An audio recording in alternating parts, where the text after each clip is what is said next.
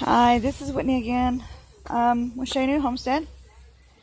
I was out here working in my garden this morning, trying to water, and the thought occurred to me that I have something that I think might be beneficial.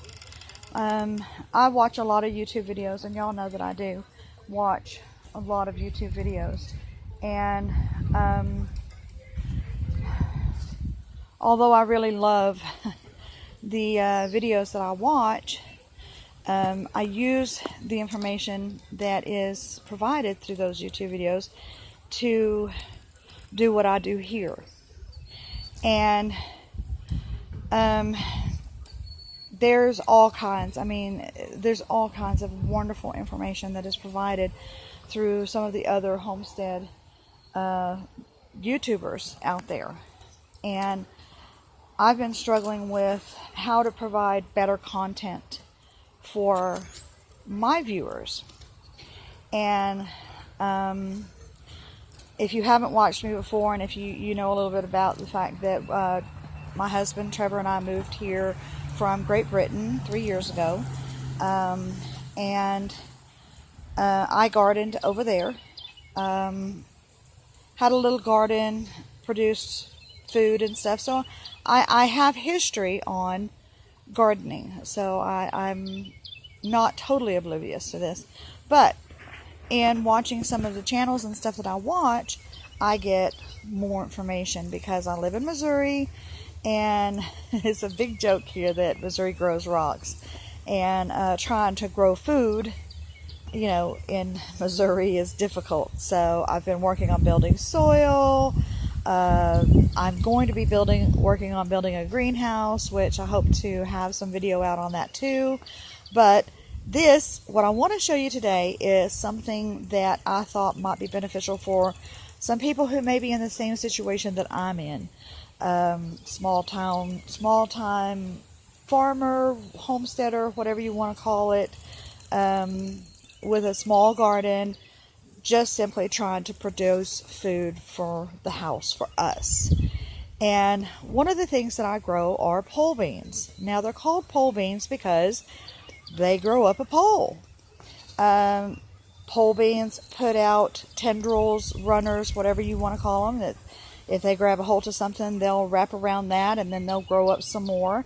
And when I had my pole beans in the UK, Trevor created me a trellis for the pole beans, and it was lovely because I could just stand at the plant and harvest, and didn't have to worry about, bending over and stuff and so on and so forth. So, some of the YouTubers out there, they produce some lovely and wonderful, absolutely wonderful trellises or growing medium, whatever you want to call it, structures for their plants to grow on. And wire and T-posts, cattle panels, things of that nature. And simplicity, wonderful ideas, simple to install, no fuss, no muss.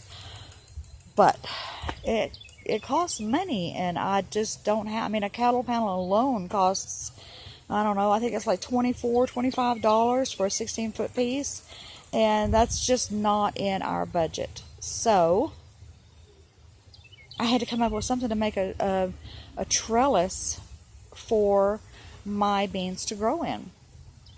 And this is what I've come up with. So this is what I want to show you. This is my trellis for my pole beans. And as you can see, it is constructed out of sticks and baling twine. When we first got here and we were clearing land and stuff, we found just loads of this baling twine, and Trevor spent hours and hours and hours untangling it and winding it up and so on and so forth. So we ended up with a good medium. Trevor and I don't throw anything away because you never know what it can be used for. And when we were doing some clearing and stuff, we would cut down the saplings, and that's pretty much what these are the saplings that we cut them. And then I just bind it together with a baling twine, And I also provide some for the plant to grow on. And it's working so far. We'll see as it progresses. So the palette, my garden boxes are, you can download a PDF. If you go over to Doug and Stacy, you can download a PDF to get a PDF on how to build a garden box. And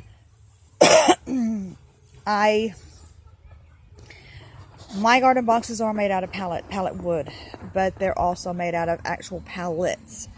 I just cut my pallets in half and then in half again so that I can get the proper height and depth that I want. And then I use extra boards to close in the gaps in between. So, you know, there's just, I personally know a lot of homesteaders, a lot of off-gridders who are trying to be productive on their homestead, who are trying to grow food, learning how to grow food in Missouri where we are. The soil content is just not that great, and making compost or deep bed, growing in straw bales, so on and so forth. But it goes beyond that. Okay, you successfully get a plant to grow, but then you've got this plant that's wanting to vine out all over the place, but you want to contain it. And that's what we do. I contain it with the trellising. And so far it's working. And I just felt like that this would be something that might be beneficial to somebody who might get that just because you can't go to the lumber store and purchase the lumber required doesn't mean you can't do it, because you can. And Mother Nature provides. She provides. You just have to look around and see what's around you. And I mean, that's what we do. We do. And my biggest bill, my biggest bill at the lumber store, I swear, is screws, because I can screw something together, like my pallet boxes or whatever, and then if it's outused its purpose or whatever, I can take a screw out and I can reuse the material and reuse the screw too. So that's probably my biggest bill is screws, because I don't nail anything together. I'll screw it together rather than nail it. So it helps. But I just thought that this would be beneficial for y'all, and y'all might get some ideas on how to do stuff. I don't know if you can see behind me or not, but I also have a mini greenhouse that I have built in the back over there for some of my little seed pots, because I don't have my big greenhouse built yet. And that too is going to be constructed out of free material, repurposed material. The windows were gifted to me, and if I could build one with all the windows I have, I promise I would have one of the biggest glass greenhouses that ever lived. But repurpose, reuse. Mother Nature will provide you with what you need if you just have a look around. Even to the soil. If you have livestock and if you have animals, then of course you know that you can compost their waste, their hay, their manure, so on and so forth.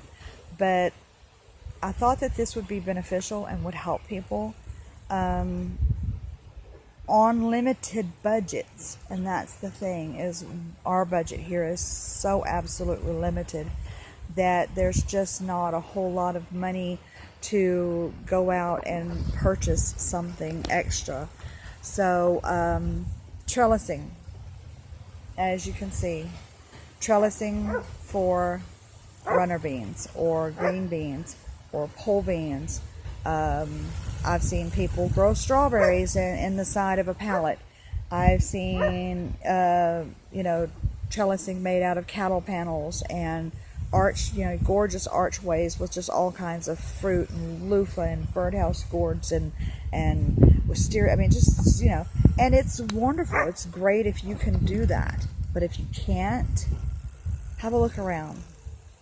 And especially if you live where, you've got some extra saplings that you might not want that tree to grow there, then reuse that sapling. Reuse the wood that Mother Nature provided. So I hope you enjoyed this video. I hope you find it to be informative and helpful. I know that, my viewers, I'm hoping, enjoy some of the content that I'm trying to put out there. So have a great day. Like and subscribe. Share the video if you think of somebody that might be able to use this information as well. So y'all have a great day, and I'll see y'all the next time.